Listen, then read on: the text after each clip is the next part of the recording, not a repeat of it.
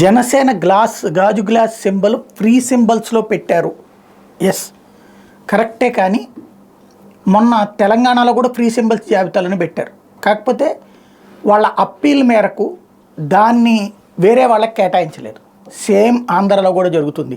వాస్తవంగా భారతీయ జనతా పార్టీతో జనసేన స్నేహంకి ఉన్నటువంటి one of the best gift అదే.